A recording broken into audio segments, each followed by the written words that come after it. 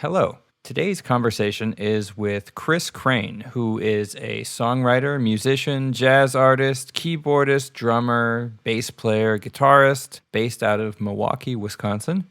And we have a cool conversation about his latest album, Glow, as well as his general practice as a composer, band leader, musician, some of his history, moving and living around different parts of the country and working with musicians from all over the country. We also discuss his foundation, the Better Project Awareness Foundation, which is a program for kids in school to learn music, as well as also teaching them confidence and self-worth and helping them to see the possibilities for what they can do as they grow. But before we get to that, please remember to like, leave a comment, and subscribe to my channel. And if you would like to consider supporting my content generally, please consider visiting my Patreon page. Welcome to Music in Mind with Anthony Caulkins. Hello, everybody. This is Chris Crain. He is a musician, producer, songwriter, composer, and he works in areas like soul, R&B, hip-hop, jazz, funk, gospel, kind of the melding of all these traditions, actually. And he has an album that came out this last year called Glow, which is awesome. And I've been looking back through your catalog, and you have a lot of really cool, interesting, diverse stuff. Because you have Glow, which came out, which is sort of, it feels like it's kind of in the R&B gospel with a little hip hop tradition in there.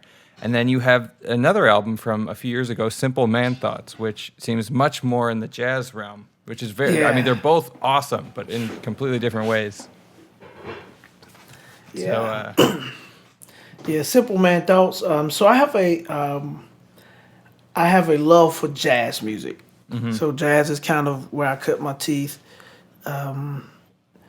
So I'm a pianist. I play piano, of course, guitar, drums, bass. But cool. Jazz piano was a thing for me, and so I've played anywhere from smooth jazz to a little R&B jazz, which is a form of smooth jazz still. Right.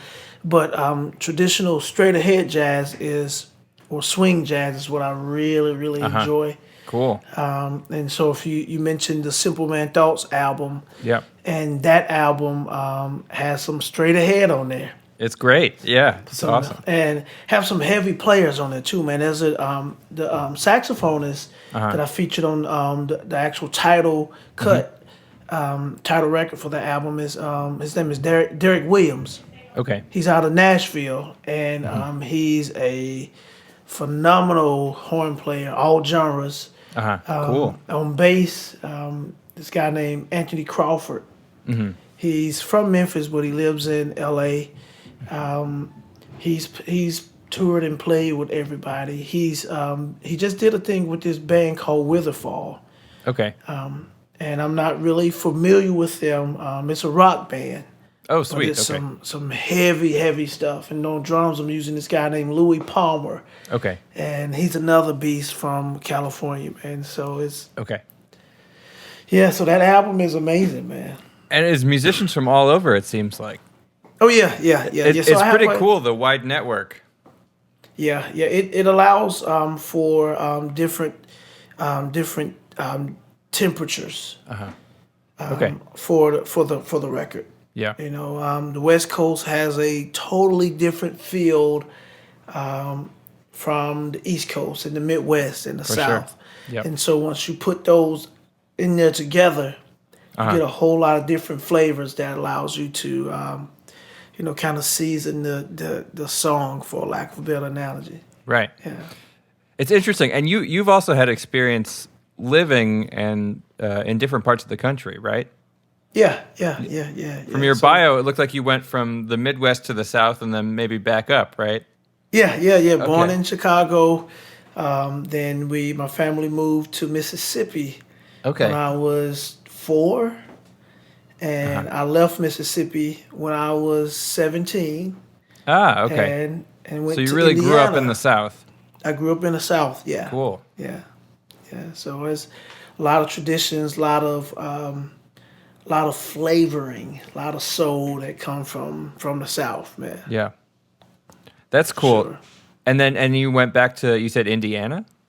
Yeah, I went to Indiana. I Okay. lived there for 5 years, and I got a chance to do a little exploring into Nashville, Louisville, Kentucky, Yeah. Indianapolis, Indiana, and St. Louis. Yeah. And there's some crazy players, musicianship, writers in all of those regions, in all of those cities. And the crazy thing, none of them sound alike. They all have their own sound. That's awesome. So Kentucky has their own sound. Nashville has its own thing. There's some killers in Kentucky, man. Oh, really? Oh my God! I mean, there's some crazy players down there. Out of Louisville? Louisville, Yeah. Kentucky, man. There's a guy named Titus Robinson. I mean, there's some Christian. There's some crazy guys down there, man. Some real musicianship. That's down awesome. there. I Then, of course, in love St. those Louis. cities too. Yeah, Those like kind of like medium-sized cities all throughout the Midwest and the center of the country that I feel like a lot of people don't think about, but there's really just some like awesome gems. Like oh yeah. St. Louis is Definitely. cool, Indianapolis is cool. I mean, even Cleveland is like, it's a really interesting place.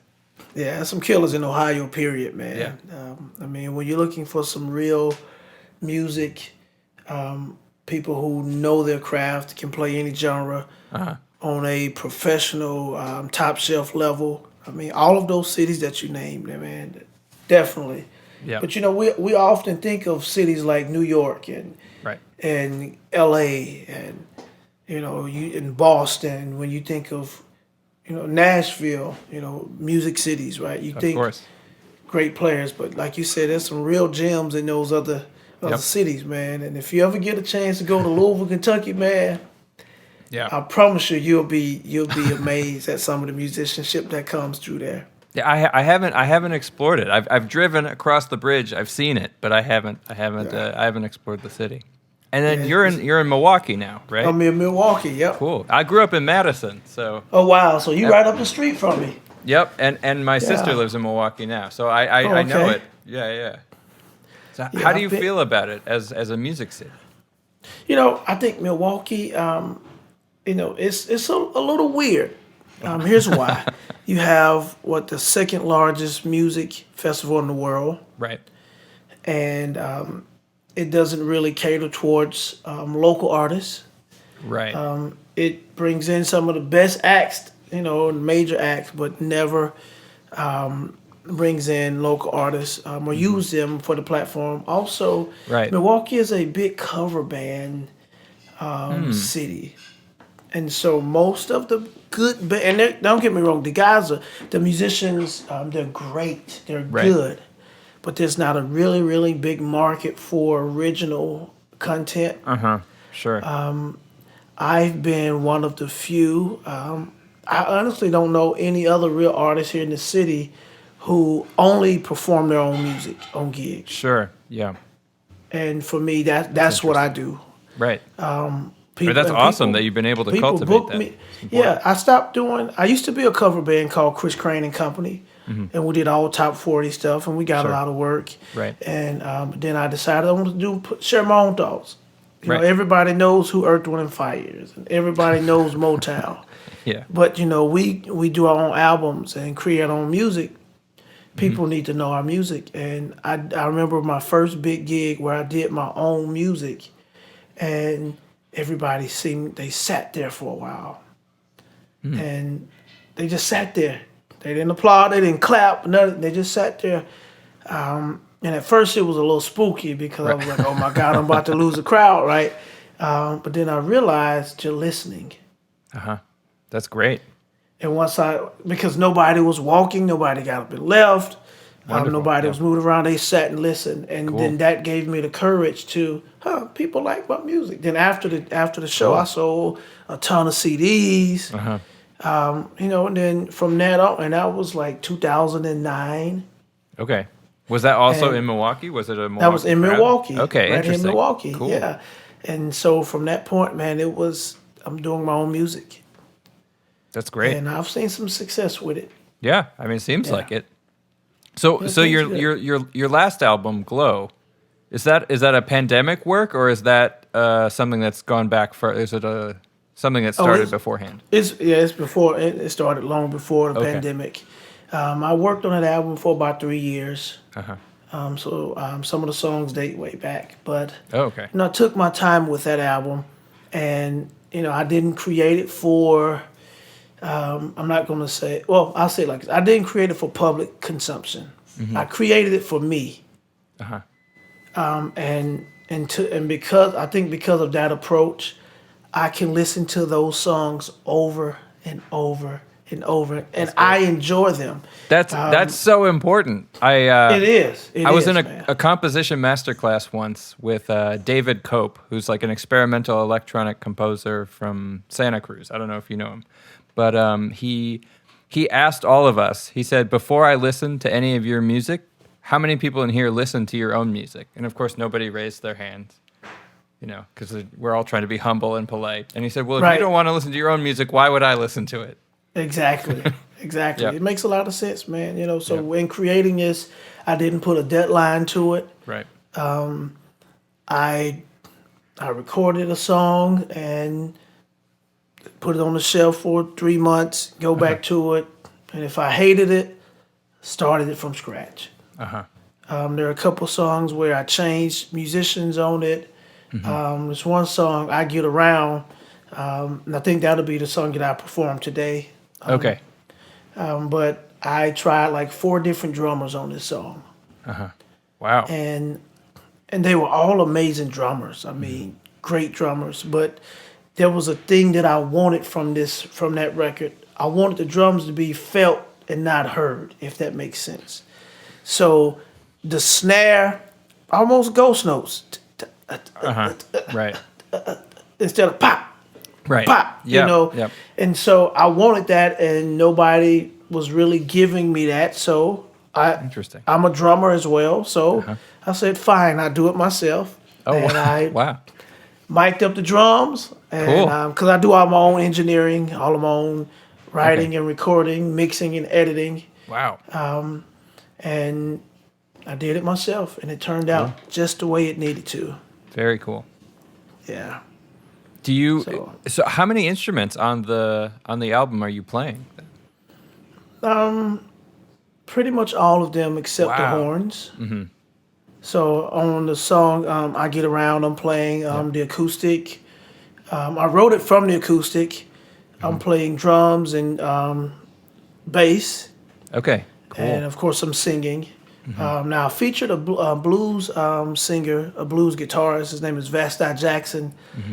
He did some things with Johnny Taylor, Bobby Rush, Uh-huh. and some BB King back in the day. And he's wow. still very valid today, touring. And I looked on Facebook the other day. He's over in Africa doing something right now. Wow. So he's Cool.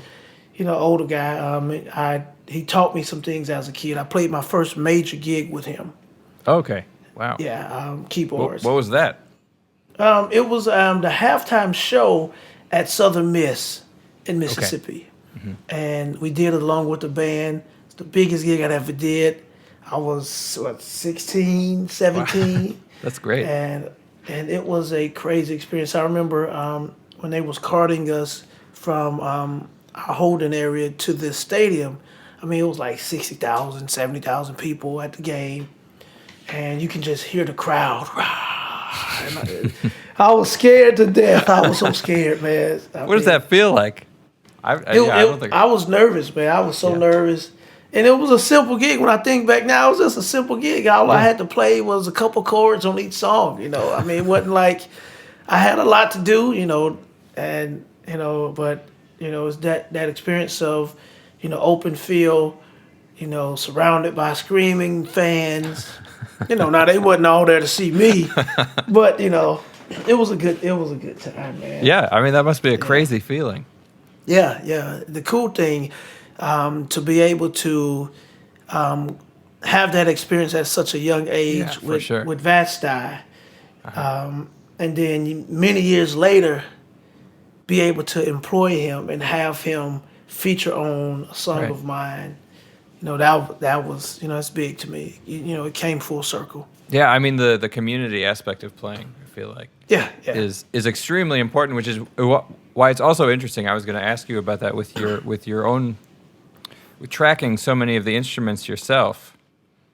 How do you feel about the kind of like the solo artist songwriter relationship to sort of a band relationship, and then sort of bringing in people to play on your tracks versus working on an album with a band? Have you had that experience too? The other side of it. I have, and it's just a collaboration. It works when you have people who are not married to their own ideas. Yeah. When you have a team of people who who care more about the finished product than their own credits. Yeah. One of my the way I write music, I studied 2004. I took a Bible course out in Chattanooga called Precept. And essentially what Precept is, that concept says you allow Scripture to interpret Scripture. So that allows you to take your own personal perspective out of it. Okay. So if, for example, if this thing was dated in a certain time period, and then if you look at the culture and the historical setting of that time period, right, those facts present you with the context of why said person said what they said. Sure. Or why they use this type of tool as opposed to this type of tool. Right. So you allow the concepts to be interpreted by the actual context. Right, yeah, yes, for sure. And so it takes out what I think about it and how it looks to me. And so what I did essentially was take that approach with writing music. Okay. And so the song, after you create the foundation, right? If you listen to the song, it'll tell you what it needs. I see, within its own context. Within its own context. That's interesting. Without me taking my experiences in music and, things that have influenced me and my soul and my jazz, and it allows the song to develop in its purest form. Interesting.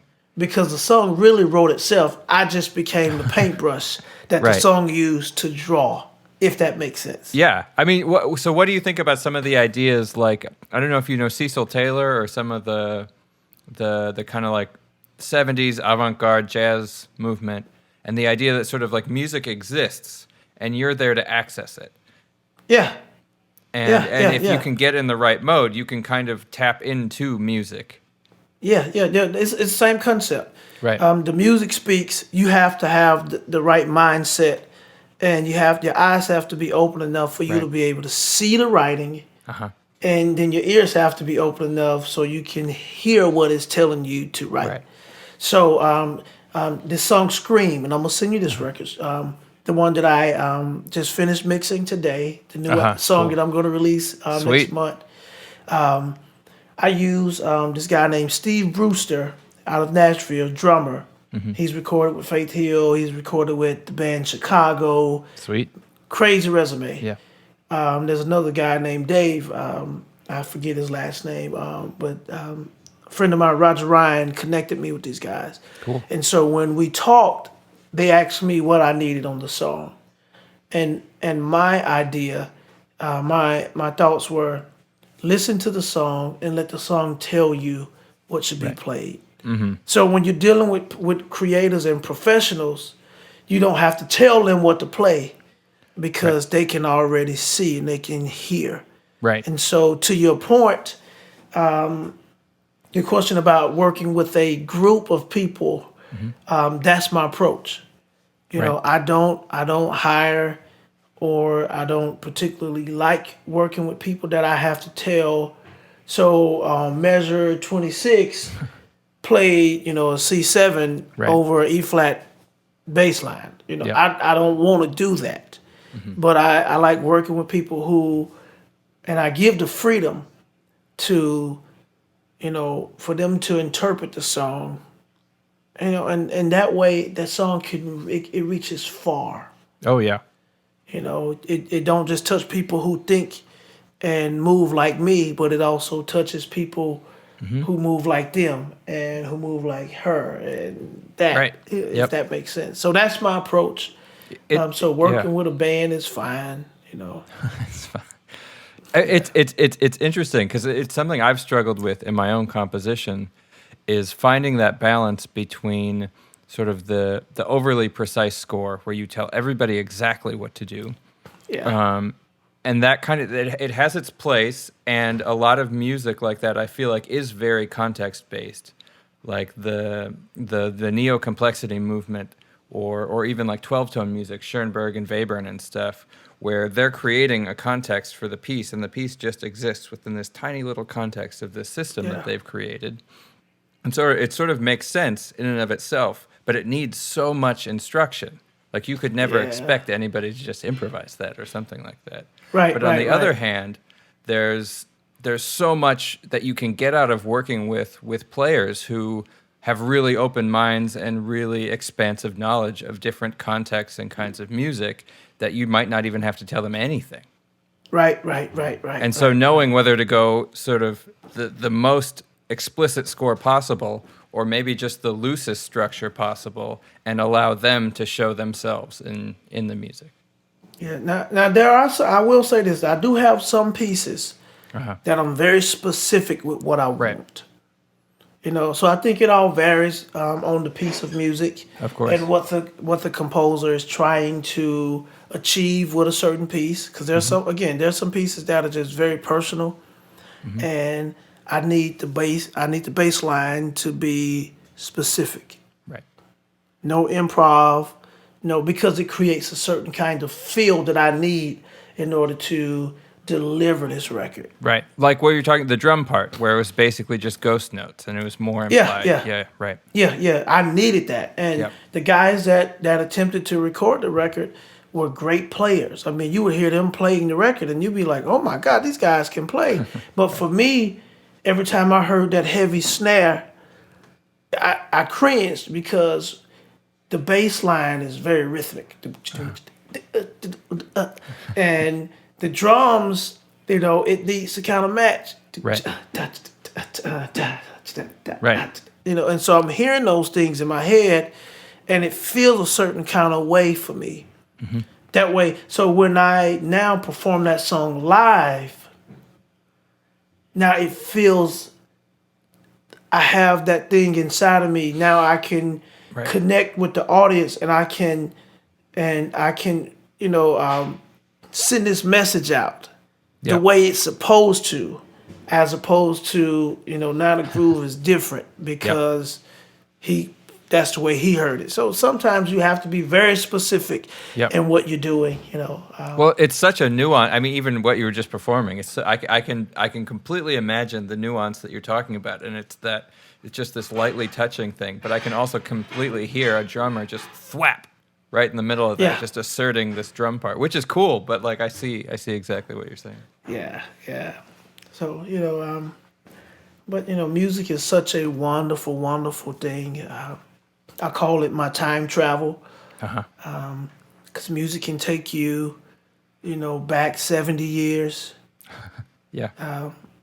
Or it could take you, it could teleport you to Nigeria in a matter of moments, depending on how in touch with your imagination you are. Right. And I think all songwriters, composers, you have to maintain a healthy imagination, because it allows you to create these worlds that other people can come inside of to escape their reality. Yep.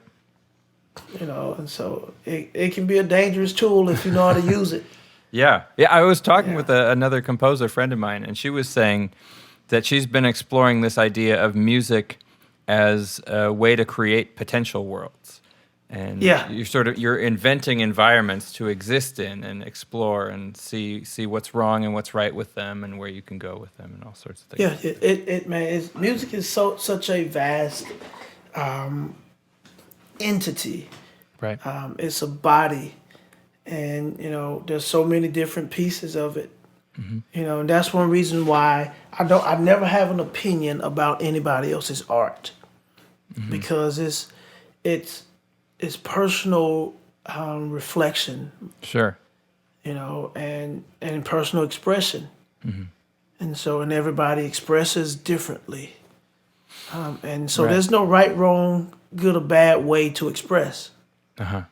It's a personal thing. So as artists, you see it, and I try to challenge myself to find the art and the beauty in somebody else's work, regardless of the genre, style.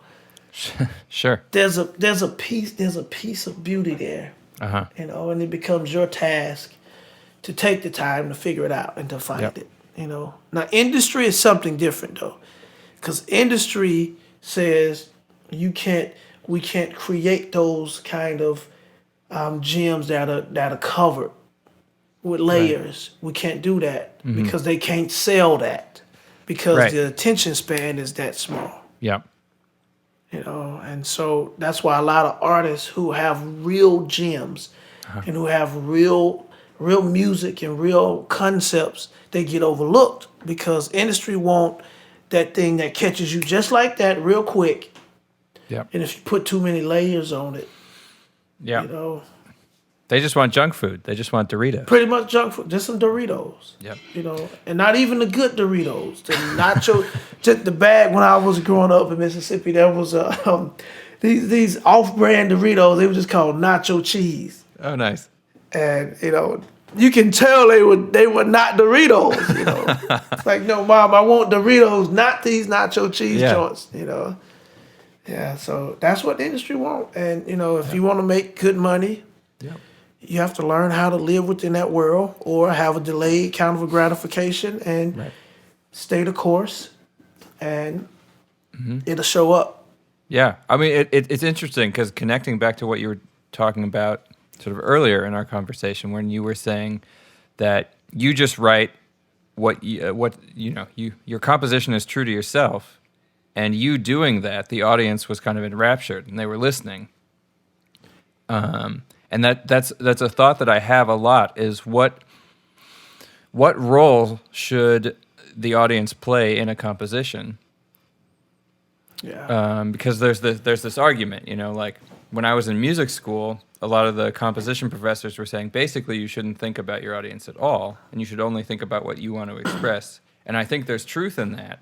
But at the same time, if I'm writing an article, I have to think about communicating to a degree. I should probably use words in English. I probably shouldn't just invent my own gibberish words. Right. But maybe. Right. I mean, I think, but you know what? I think what would happen is the people who are drawn to your gibberish, Right. they would find it. Sure. Well, you have to put it out there to be found, but Right. they would. But though it will attract the people that like what you do, Yeah. and but that's the game, right? Yep. You have to find this somewhat of a fine line. Like, I studied in Motown and some of their hits, and some of the songs that we love were only like 2 minutes and Yep. 40 seconds. And so when you look at the standard time for radio now, what the sweet spot is like 3 minutes and some seconds, 30 Something, seconds, yeah. and you learn how to, but that's because you're communicating in a very fast-paced, short attention span type of thing. So anything, unless they're music connoisseurs and they like instrumental music, jazz music, you have to communicate. Right.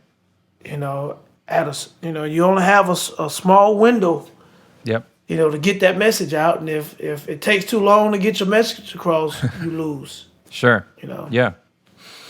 It's tough though because I feel like you don't want to be chasing your audience around. You don't want to be saying, "Hey guys, listen, check out what I did now." Yeah, and I was just talking with a client yesterday, and she worked for a radio station for a while, and she's really big on trying to find the audience, and I was telling her the same thing. Yeah. You can find yourself chasing the audience, and then you'll lose what it is that you're trying to say. Yep. Because now you just continue to restructure the song or the composition to try to reach a certain demographic.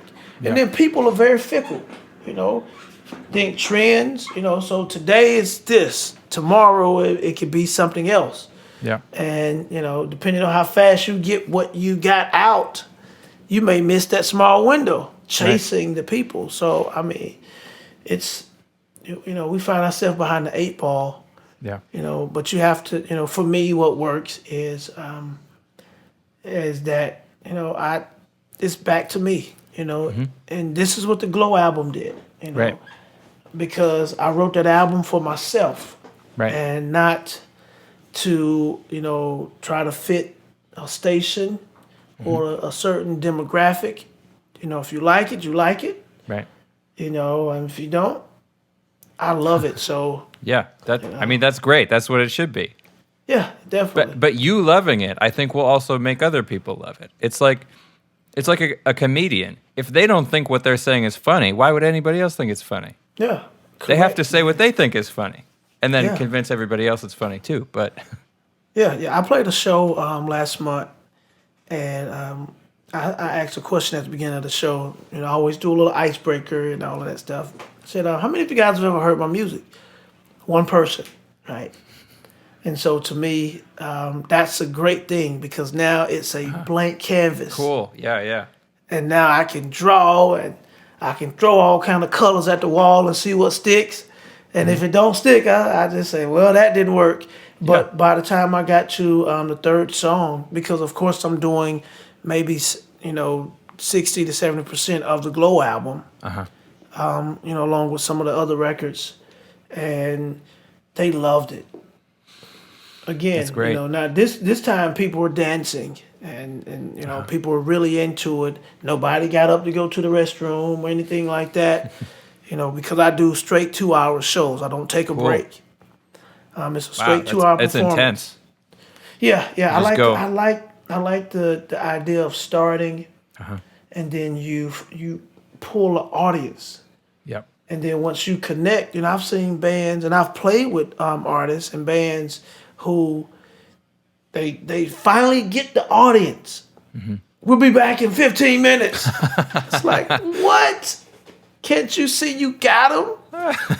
But they're trying to preserve their song list. Right. They're serving a different structure. They're not. Yeah. They're not communicating. And for me, it's I want you to communicate. I want you to love me. I want you to know me. Yep. By the time I'm done, that way, when you see my name on the poster, oh my goodness, Chris is playing today. Chris Crain is. I'm going. And I started that mindset years ago when I started doing my own records. And because of that, I was able to sell out 2 or 3 shows at arenas here, at the theaters, because I stopped doing bars. Okay. And started doing theaters. Great. And selling $35, $40 tickets. That's what I wanted to do, and to be able to do that locally. Yeah. I mean, 10 minutes from my house. That's heaven. I don't have to leave Is my that still kids. going on right now? It's a lot slower. So this show that I have a show next Friday. Okay, cool. And then I have a live virtual thing that I'm doing with this summit. Sweet. Called Becoming an Ally. But the show next week, very limited seating. Probably 50 people in the place. Right. Ticket price is down to $20. But you have to make the accommodation. And people, I think it's going to change soon as the vaccines continue to float. Hopefully. Yep. And then people will, if we can see it increase and a decrease in COVID cases, then I think it'll live music and being able to get out will take us, you know, Yeah, to that next place. I certainly hope so. Yeah, me too, man. I'm ready to get back out. Yeah. So it's so weird, like not being actively performing all the time, where things are just so like few and far between.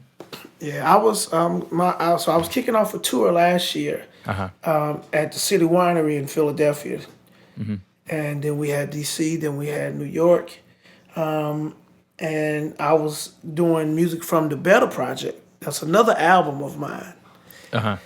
and the opening date was June 5th, Okay. and COVID just took over, and It's a rough date. yeah, it was. It was a really rough date. Yeah. Because we saw because COVID really started ramping up around March. Yep. Things started to shut down, and we held on a little glimmer of hope. We had sold maybe 75% of the tickets already, and then New York and the Jersey and the Philly area started to shut down. The cases started to spike, and the venue called, and we're going to postpone to Right. September 18th, and that was no better. Yep. And we just canceled altogether. Yep, People yep. got refunds, so we'll see what 2021 has in store, Yeah. and it may be 2022 when Yep. it really opens back up Yep. for people to I think so, it really might get be. back.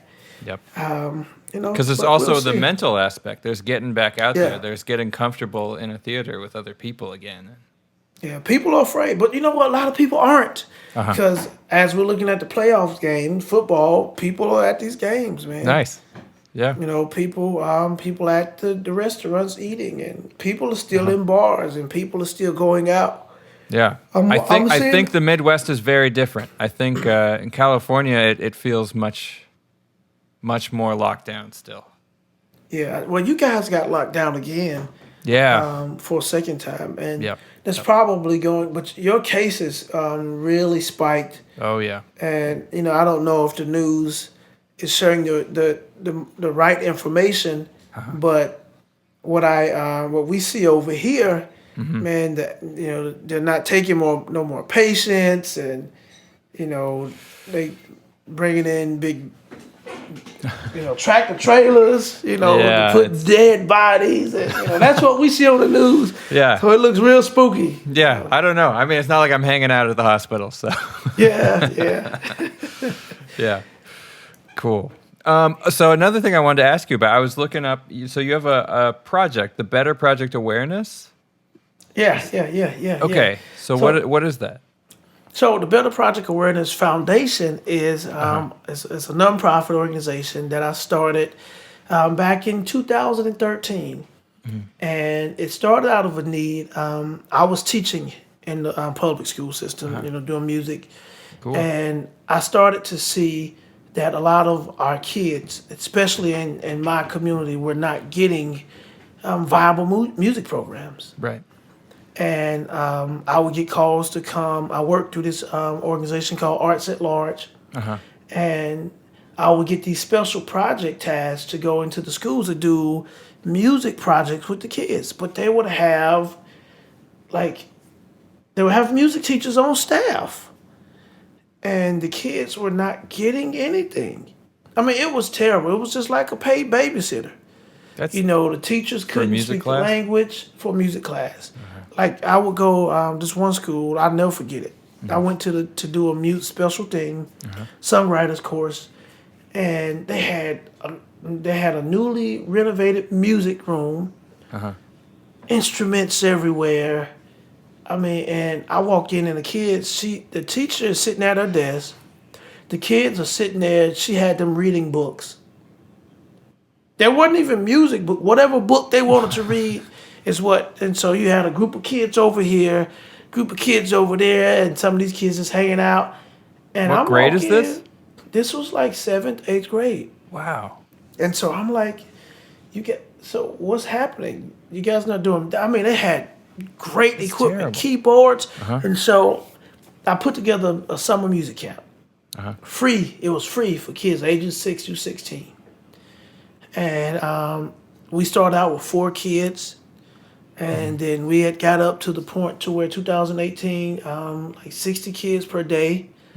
We would do it for a week, and so what? Essentially, what we do through the music program, through the foundation, we use music as our platform, and so every instrument that I learned to play, in spite of my, so I have a birth defect called brachial plexus palsy. And what that is we all have a set of brachial nerves and back here. And mine got damaged at birth. So it left me with little to no use of my left hand and fingers, left arm and hand. I can't do this with my left hand. I can't, but I learned to play piano, which is really, so it's a great, with both hands. You got the bass lines and everything. Yeah, so it's a great triumphant, For sure. overcoming story. I'm actually writing a play about it right now. Wonderful. I've been working on that for a few years. It's called Beautiful You, Beautiful Me, the story of my life. And I'm probably about 50, 60% through it. And I think I'm going to shoot it as a movie as well, So there's a lot of things in the process. Yeah. But, and so... I started doing these camps, man, for kids. And so we also, because of my birth defect as a kid, I suffered from anger management, low self-esteem, all of those things. Right. And music was a thing that helped turn that for me. Sure. And so, so in these camps, not only do we teach these instruments, but we also do a mental health kind of a thing with the kids, where we cover anger management. We talk about striving and persevering. Great. Yeah. We talk about self-esteem. And so I bring in professionals to do these sessions with, inside of our music classes. Yeah. I also do this thing called demonstration period. We call it Show Me That. And I bring in music professionals, touring musicians, people who do it for real, to actually demonstrate instruments. So the kids can actually see how this thing looks. Very cool, yeah. And so this is not your typical teacher that's standing up with his button-up shirt and pants tucked in. He can look really cool. That's me most of the time, right? But you get your guy with the crazy hair and the tattoos all over his neck, and the shades. Musicians, we're cool. We wear our shades all the time, right? And it could be pitch black, but we have on some shades. Yeah. But, and they get a chance to see the kind of person that they see on TV. Right. And that brings it to life for them. Yeah. And so we do those periods, and it's all about educating the kids. It's, showing them what it really looks like, introducing them to the educational side of it, but also the other side of it. Yeah. And giving them the opportunity to experience it so they can make a decision. I want to do this. Yep. I want to do that. Or that's not for me. I want to play soccer instead, or I want to play with Legos or something, build something. Yeah.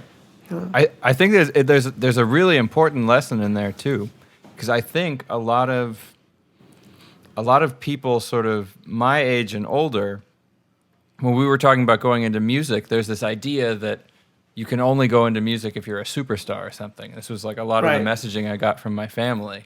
And then I learned as I grew up, like, oh, you can just be like a professional musician and make a living.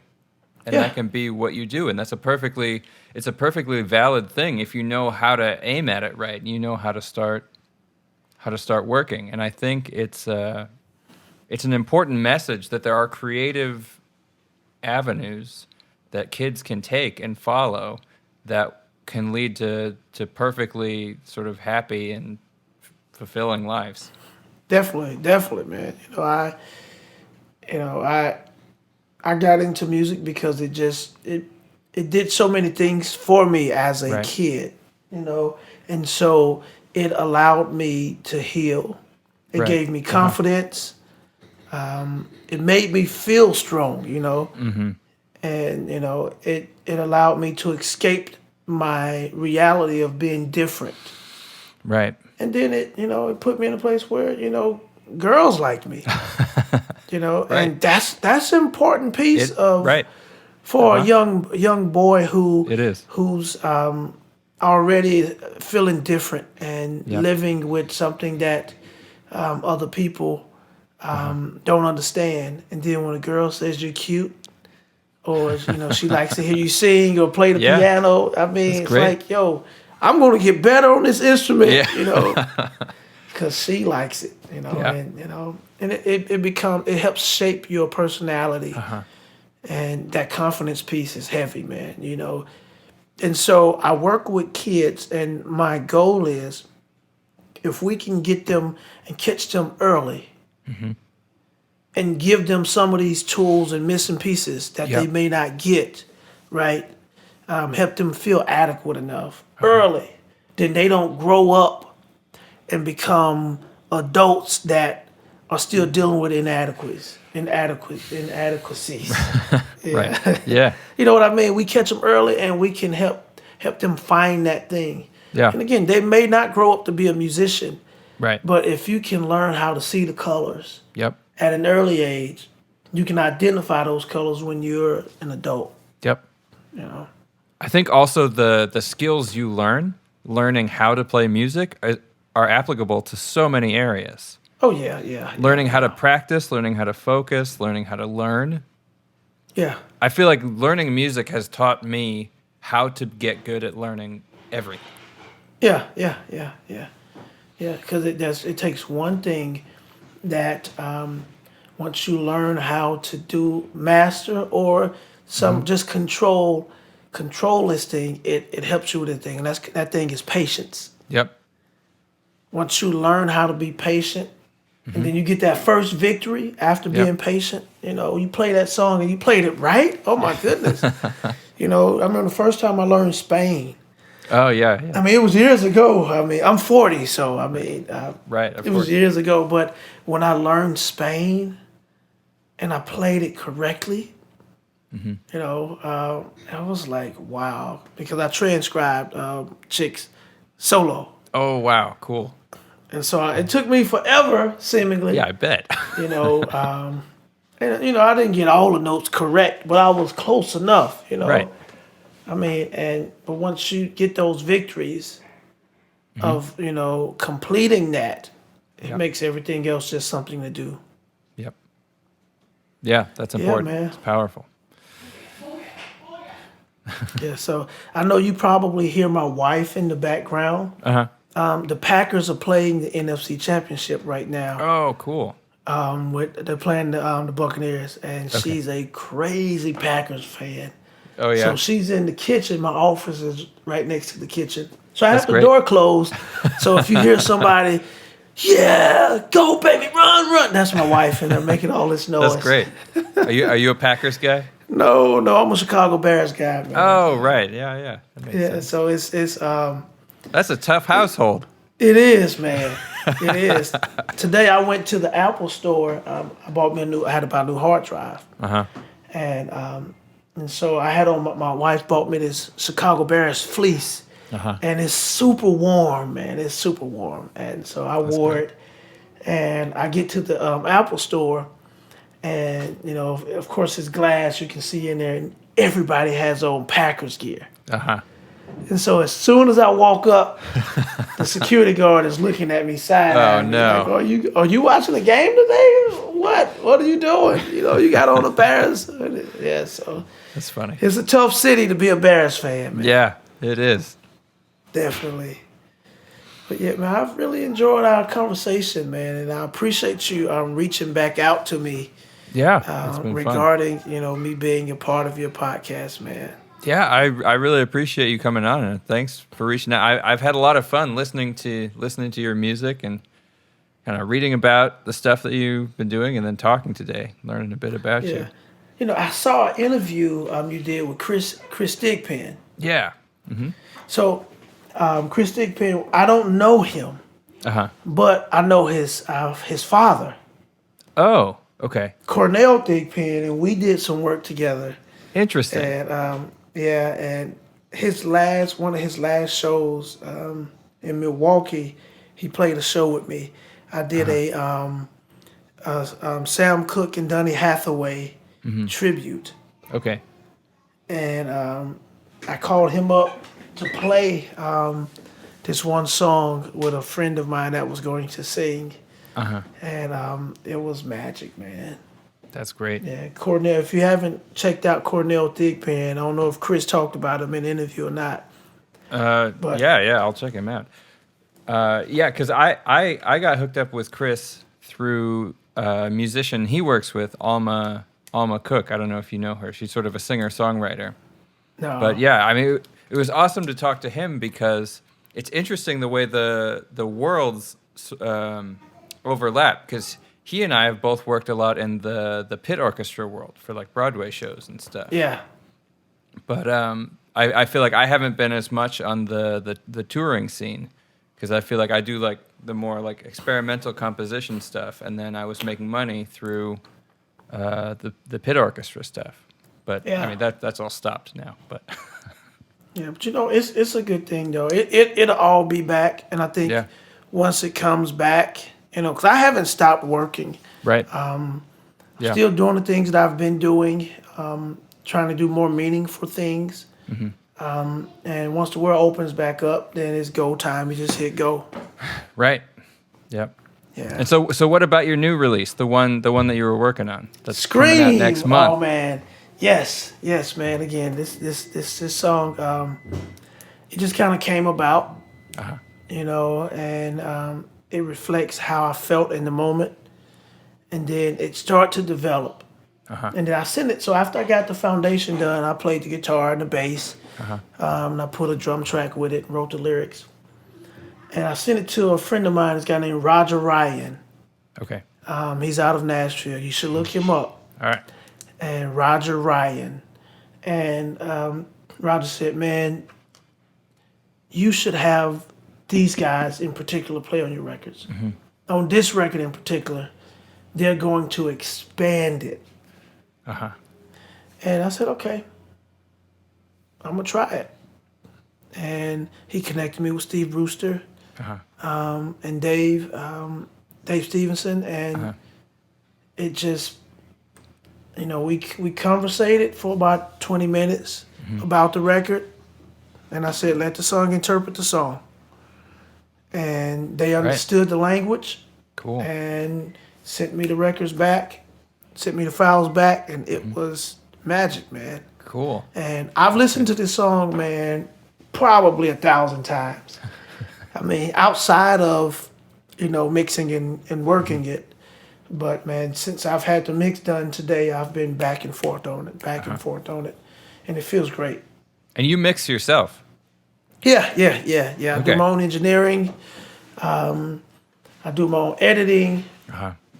Just saves a ton of money. And, of course, I know how to do it. I learned how to do it. So now sometimes I'll send it out to other people to mix, so that I can stay creative and stay focused. But if I'm, like this one song that I'm doing, I wouldn't dare send it to somebody else to mix it when I can just take my time. I don't have a timeline. Yeah. I can work it for months if I need be, to get it done. And again, I wasn't even there was no plan to release a new record. I just released Glow in September, right? Yeah. But, it's just keep moving. Yep. And I'm going to shoot my own video for it. I do a lot of video editing as well. That's great. And I have a really, really cool idea. I'm actually going to shoot this one on my cell phone. Okay. And the iPhone 11 allows you to shoot in 4K. Oh. And so, but I have this crazy idea with this record. I don't want it to look, because the song is kind of Lenny Kravitz-y. It's kind of a retro kind of a thing. So I got a cool effect on the voice and all of that. Sweet. But I don't want it to look perfect. I want it to have a kind of a grudge, kind of a glitchy kind of a vibe. Cool. And it's going to be 2 scenes the entire joint, and they're going to flash back and forth, almost like a. You remember what Dr. Jekyll, Dr. Jekyll and Dr. Mr. Hyde? Hyde? Yeah. Mr. Hyde, yeah. Yep. There's one cartoon where he's changing in his face. It goes from the doctor to the monster and it's back, blah, blah, blah, blah. So that's the kind of thing that is going to be with this record. That's exciting. Yeah. I want to hear it. I want to see this. I'm going to send you a record. But now it's to make it, to pull out visually what I'm singing here. Yeah. So that's going to be a task, but it's going to be fun. Yep. So, that'll be forthcoming. Yeah. Man, the solo, the work you do yourself versus the delegating. That's something actually I talked with Chris Thigpen about that too. So I tend to take on all the work myself and do my own editing and my own video editing and everything. And sometimes it feels like I need to farm this out. I need to hire somebody. But it's interesting the different dynamic between the control over your own work and editing it, so that you sort of are controlling what goes out, or distributing the responsibilities around of the different pieces of the work. Yeah, well, there's some of the records are some of the work is easy to delegate, right? Because it is what it is, right? Mm-hmm. I'm not doing a lot of editing, right? But then when it comes to some of the pieces, I like to do my own. 90% of my work, I like to do my own editing, right? Because I hear things that may need to change, or that may need to be here. And if I send it to you without a clear reference of what I'm hearing, then you just kind of give me what you're hearing, and then I run the risk of, that may not work for me. Now I've wasted time and I've wasted money. So I always try to send out clear references, so that people can understand what I want if I'm delegating. Or sometimes I just, I'm gonna trust this. Mm-hmm. But I only use people that I understand their work. Of course, yeah. And important. I know that they understand my work. Mm-hmm. And then sometimes I just want to give me whatever you hear. Yeah. Because there's an art in that as well. Yeah, that's cool. But I try not to take on too much. And I have no problem with delegating. Yeah, but when you're using professionals, then it's easy. It'll be good. Yeah. On some level, it may not be exactly what you was hearing. Yeah. But at least the output is going to be great. Yeah. Because they're the pros. Yeah. And you may spend a little bit of money, but because they're pros. Yeah. It'll be worth it. Yeah. It'll definitely be worth it. Cool. Well, do you? I usually end with a kind of improvisation with the guest. See how it goes. Do you? Are you set up to try something out? Yeah, I think I am. I am going to. Let's see. I put my. Let me see.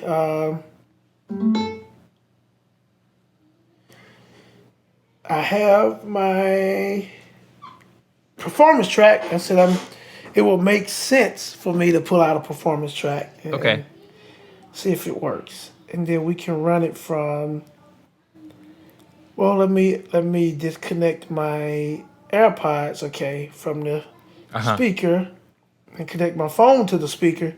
That way it all makes sense, man. I'm kind of a tech junkie. Yeah. And so I enjoy trying out all of these things, man. I've really liked improvising through Zoom too, because what we hear is not what it ends up sounding like, because we each have sort of distorted versions of what the product is because of the timing. Yeah. So the end product is something a little bit different than what we both heard. Yeah. Well, I'm looking forward to it. So what I'm going to do, I'm going to sing this song called I Get Around. Cool. So I have the speakers.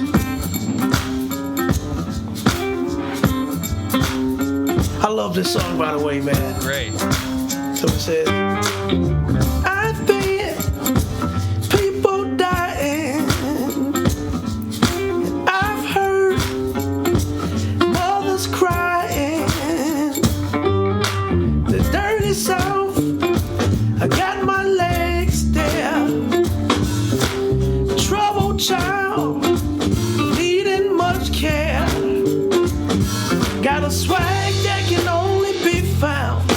bad mother from L-Town, I get around. Got the horns in there. From New York to Turnkey, money moves all I see. I love them chocolate thighs. Oh Lord, big old girls with pretty eyes. Yeah. Got a swag that can only be found on a bad mother from L-Town. I get around. Oh Lord. Oh. Woo.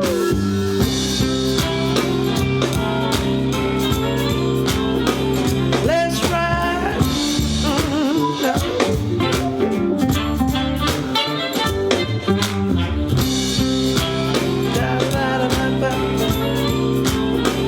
Let's ride.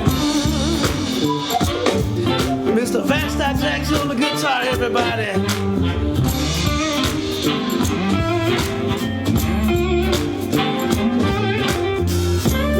Do our own percussion.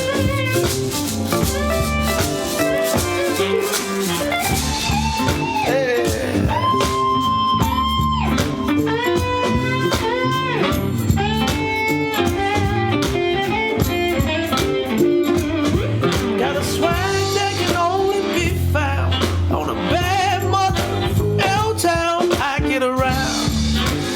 Oh Lord. Brothers, keep on strolling, and my sister, keep on glowing. Teachers, you gotta keep on teaching. Oh Lord. Preachers, keep on preaching. Got a swag that can only be found on a bad mother from L-Town. Got a swag that can only be found on a bad mother from L-Town. Got a swag that can only be found on a bad mother from L-Town. I get around. Yeah. I get around. Yes, I do. Oh Lord. I get around. Whoa. I get around. Yeah. I get around. Clap those hands with me. I get around. Yeah, yeah, yeah, yeah, yeah. I get around. Stop. Yeah, there we go. All right. That was Twist. awesome, man. Yeah, that's Thanks for I Get doing that. Around off of the Glow album. Cool. Yeah, man. So I love that record. What I'm going to do is I'm going to send you the performance track that I just used. That way you can use that in your editing as Awesome. well. Yeah. That would be And awesome. that makes it feel better. That way you ain't gotta, Yeah. Cool. I love the Stevie Wonder reference in there, and like Yeah. it's so cool Yeah. because as soon as you do that, I'm like, oh, that's like this beat is totally that. It's really cool. Yeah. And one of the really things that fun. I've learned with creating commercial music also is how to make it feel familiar without stealing, right? Right. And because then people, it connects with people. Yep. So yeah, but I love that record, man. Yep. Love it. It's man. so good. It's so good. Thanks so much for doing that. Yeah. Cool. Well, thanks, Chris, for coming on. It was awesome to talk to you and get to know each other a little bit and learn about your process and the work you do and everything. Yes. You can also find more information about my music and the work that I do on my website, www.chriscrain1music.com. That's chriscrain1music.com. You can also find me on Instagram, Chris Crain 2, Twitter, Mr. Chris Crain, Facebook, of course, Chris Crain Music. Did I say Instagram, Twitter, YouTube, Mr. Chris Crain. And you can also find out more about my foundation at www.tbpaf1music.com. That's tbpaf1music.com. Cool. And I'll include links to all these. They'll all be below the video. And yes. Yep. So they'll all be in there, so you can search all of this stuff. Check out everything that Chris Crain has released. He's got a ton of music out, and it is all awesome. Well, great. And once I get this, I'm going to take it to YouTube, post it and share it. And I've enjoyed myself again, man. I appreciate you, again, inviting me and allowing me to talk about me and the things that I'm doing on your platform, man. Of course. It was awesome. Cool. All right, man. Will you stay safe? Yeah, you too. Have a good one. All right, bye-bye. All right, thanks for watching or listening. Remember to check out Chris Crain's latest album, Glow, which is available wherever albums are streamed. And please remember to leave a comment, and subscribe to my channel. And if you would like to consider supporting my content generally, please visit my Patreon page.